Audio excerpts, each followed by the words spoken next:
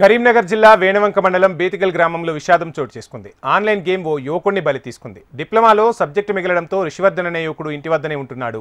ఈ క్రమంలో ఆన్లైన్ గేమ్కు బానిసయ్యాడు. తనకు వచ్చిన 2 లక్షలను తల్లి కొడుకు అకౌంట్కు ట్రాన్స్ఫర్ చేసింది. అకౌంట్లో డబ్బులు కట్ కావడంతో సూసైడ్ నోట్ రాసి యువకుడు ఉరివేసుకున్నాడు. ఆన్లైన్ గేమ్ ఆడటంతో తమ కొడుకు చనిపోయాడని, ఇలా ఎవ్వరూ ప్రాణాలు కోల్పోవద్దని యువకుడి తండ్రి ఆవేదన వ్యక్తం చేశారు.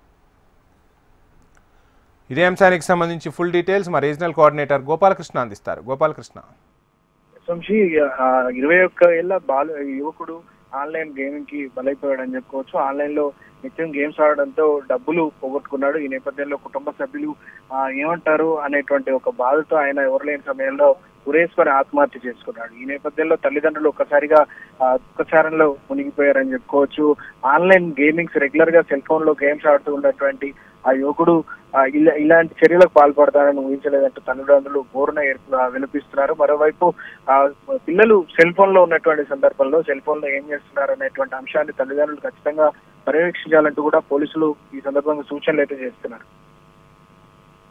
Thank you Gopalakrishna.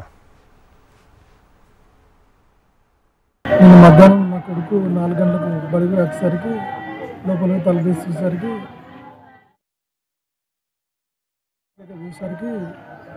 ఫ్యాన్ కూర పెట్టుకొని చనిపోయిందని చెప్పిన పక్కలో వచ్చి హాస్పిటల్ తీసుకొని వచ్చింది.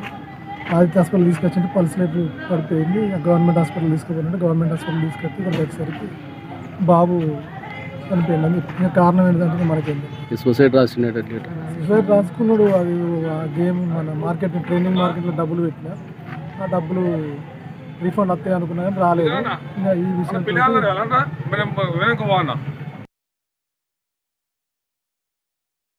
విషాదమైన అబ్బాయి సెల్లో గేమ్లు ఆడుతూ డబ్బులు కూడా కొట్టుకొని తల్లిదండ్రులు తినకుండా తల్లిదండ్రులు ఏమైనా ఇబ్బంది పెడతారు తిడతారన్న ఆలోచనతో సొసైటీ నోట్ రాసి వేసుకోవడం జరిగింది. ఇలాంటి ఆటలు పెద్దవాళ్ళు కానీ చిన్నవాళ్ళు కానీ సెల్లులలో ఆడకూడదు, ఆడి ప్రాణాల మీద తెచ్చుకోకూడదు. అందరికీ దయచేసి గ్రామ సర్పంచ్గా నేను విన్నపం చేస్తాను.